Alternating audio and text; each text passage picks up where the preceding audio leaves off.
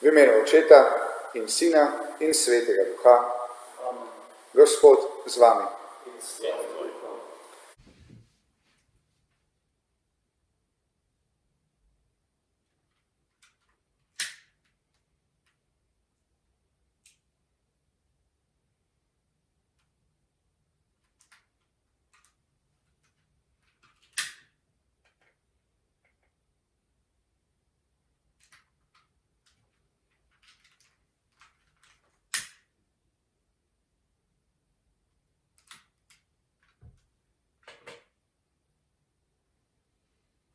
Angel Gospoda je oznanil Mariji in spočela je od Svetega Duha.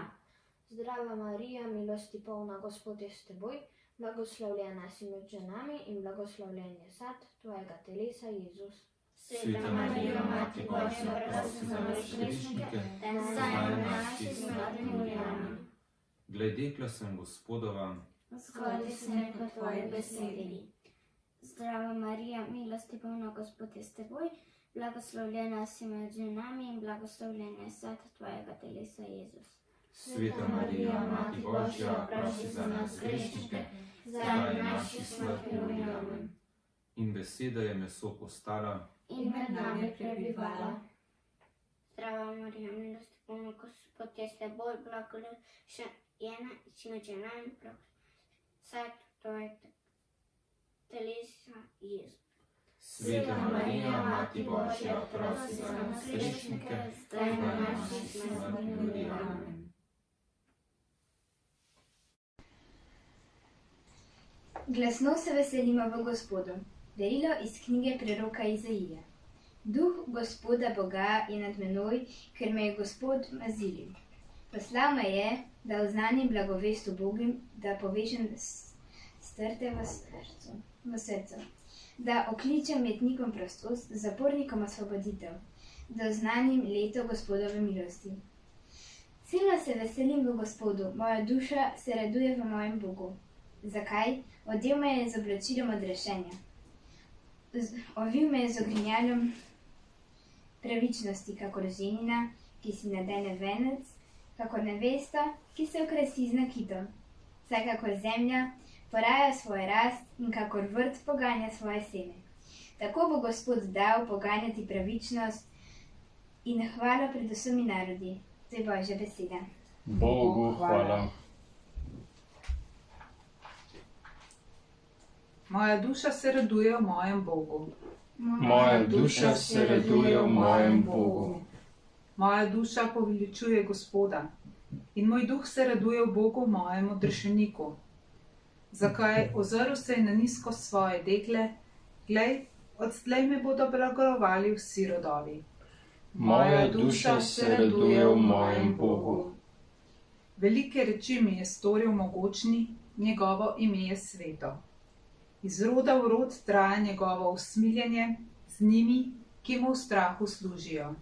Moja duša se raduje v mojem Bogu. Lačne je napolnil z dobrotami in bogate je odpustil prazne. Zavzel se je za svojega služabnika Izraela in se spomnil usmiljenja. Moja duša se raduje v mojem Bogu.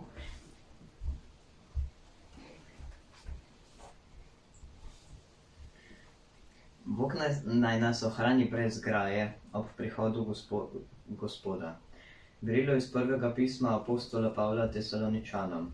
Brati in sestre, vedno se veselite, ne prenehoma molite. V vsem se zahvaljujte, kajti to je Božja volja v Kristusu Jezusu glede vas. Duha ne ugašajte, preroštev ne zaničujte. Vse preizkušajte in kar je dobro obdržite, zla pa naj bo kakršnokoli se zadržite. Sam Bog miru naj vas posveti, da boste popolni. In vse, kar je vašega duša in telo, naj se ohrani neoporočeno. Dokler ne pride naš Gospod Jezus Kristus, on, ki vas kliče, je zvest in bo to izpopolnil. To je Božja beseda. Bogu hvala.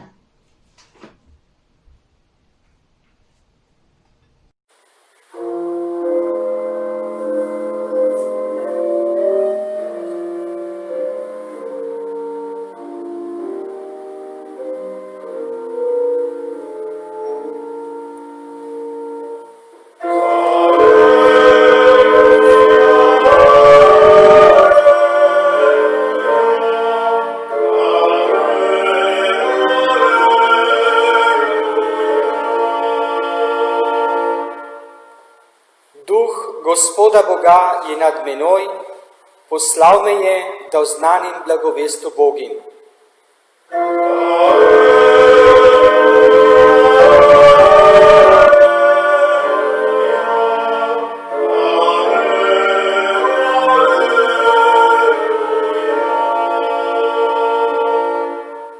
Gospod z vami. In s tvojim duhom.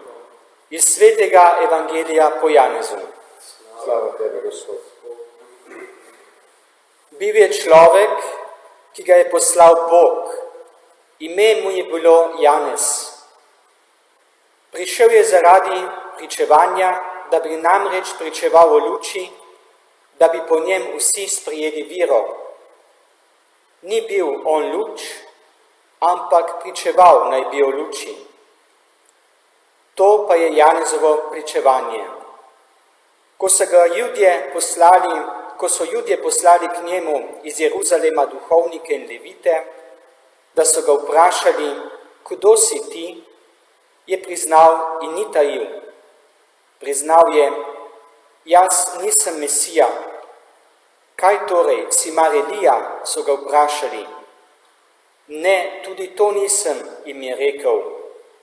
Ali si prerok? Ne, je odgovoril. Rekli so torej, kdo si, da bomo mogli odgovoriti tistim, ki so nas poslali, kaj praviš samo sebi? Dejal je, jaz sem glas vpijočega v puščavi, zravnajte Gospodovo pot, kakor je rekel prerok Izaija. Odposlanci so bili iz vrst farizejev, vprašali so ga in mu rekli, kaj torej krščuješ, če nisi ne Mesija, ne Elija, ne prerok? Janez jim je odgovoril, jaz krščujem z vodo, med vami pa stoji on, ki ga ne poznate, tisti, ki pride za menoj, in jaz nisem vreden, da bi mu odvezal jermen na sandali. To se je zgodilo v Betaniji, onkraj Jordana, kjer je Janez krščeval. Poslušali smo Kristusov evangelij. Hvala tebi, Kristus.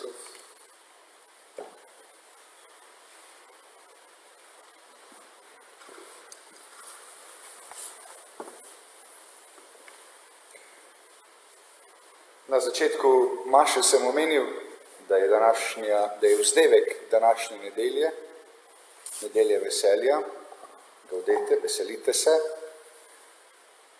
Medtem ko evangeljski odlomek morda ne govori ravno o veselju, govori o Janezu Krstniku, ki ljudi vabi k temu, da se spreobrnejo, k temu, da pripravijo svoje srca, k temu, da se spokorijo za vse dobro, za vse slabo, kar so naredili, za vse tisto, kar v njihovih življenjih ni prav. Kje je torej tukaj veselje? Bi vas spomnil na dva primera, dve prispodobi, ki nam morda lahko pomagata razumeti, kje je pravzaprav tukaj veselje in kakšno veselje je tisto, ki naj bi bilo veselje kristjana. Po eni strani vas spomnim na kak lep dogodek, svečan dogodek, na katerega smo bili povabljeni.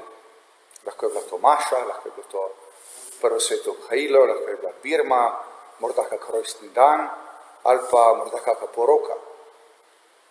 Na tak dogodek se spodobi iti lepo oblečen. Ne moramo iti kar v vsakdanjih oblačilih, v trenirki, morda celo, Bog ne daj, v delovnih oblačilih, v gojzerjih, v delovnih čevljih, v škornjih z delovskimi rokavicami. Treba se je pripraviti. Treba je pripraviti najprej svojo zunanjost, se je treba umiti, se je treba umiti lase, se je treba lepo obleči, skrbno izbrati garderobo. Ne gre kar tako, da se takega veselega dogodka udeležimo, se treba pripraviti najprej navzven. Velikokrat se nam zgodi potem, ko skrbimo za zunanje stvari, da se pozabimo pripraviti navznoter. Ampak, ko gremo na en tak dogodek, je lepo se spomniti tudi, kam gremo, k komu gremo, se tega razveseliti, da res pridemo tja pripravljeni navzven in navznoter.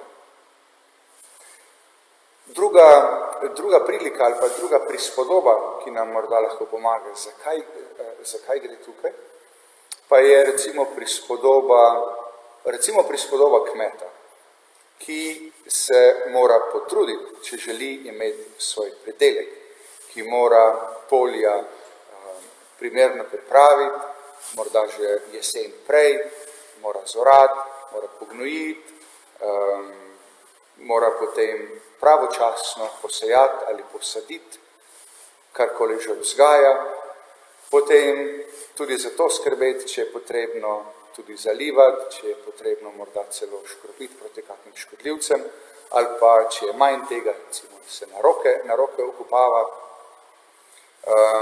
Potem morda je treba v kakšnem trenutku tudi recimo varovati pred točo, morda je treba zgoraj spomladi, če gre za kako sadno drevje, je treba tudi pred zmrzaljo varovati, ali pa recimo pri grozdju. Veliko je enega truda za to, da je lahko na koncu sad, ki se ga kmet lahko veseli. Janez Krstnik v današnjem evangeliju vabi nas, vabi najprej svoje sodobnike, ampak vabi tudi nas, da bi razumeli nekaj od tega, kar mi ljudje razumemo ob teh dveh dogodkih, ki sem jih omenil. Namreč, da se je potrebno za eno svečanost pripraviti in da je treba pripraviti tudi ne samo navzven, ampak tudi navznoter in da to včasih zahteva veliko dela. Namreč, adventni čas je namenjen temu, da bi se ljudje spreobrnili, da bi vsaj nekaj v svojem življenju spremenili in se na ta način čim lepše in čim boljše pripravili na praznik Jezusovega rojstva. Bolj, ko bo praznik Jezusovega rojstva vesel, bolj se moramo pravzaprav. Adventni kristjan je podoben kmetu, ki se trudi, vlaga veliko svojega truda v to, da pridela svoj pridelek, katerega se potem toliko bolj veseli. Danes je 3. adventna nedelja. Na to nedeljo smo običajno v Dravljah sprejeli tudi luč miru iz Betlehema, ki so jo včeraj ponovadi na soboto pred 3. adventno nedeljo jo gredo iskati naši skavti na Dunaj. Tudi včeraj so jo šli, ampak danes je zaradi znanih razmer ne morejo prinesti sem med nas. So pa tudi za letos pripravili poslanico, ki jo ponovadi preberemo ob koncu pridige pred izpovedjo vere, pa vas povabim, da tudi danes prisluhnemo poslanici za letošnje leto. Naš svet je povsem isti kot včeraj. Čas je le pokazal, kakšen je v resnici. Daleč smo si, že dolgo, in od strahu ne upamo priti bliže. Zato vam prinašamo luč, saj je luč tista, ki ogreje, tista, ki pomiri, tista, ki nas drug drugemu približa. Ko namreč v temi nekomu osvetli obraz, ta ni več strah, ampak človek. Zato vam prinašamo luč, ki se je v Božiču spustila med nas. To je naš korak bliže vam v teh mrzlih časih. Želimo vam dati to luč, Želimo vam biti ljudje. Sprejmite jo od nas in jo nesite naprej. Naredite tudi vi korak bliže ljudem. Nikogar ne pustite samega, poiščite način, da jim pokažete bližino. Ljubezen je iznajdljiva in bo vedno našla pot. Prižgimo luč. Obdržimo bližino.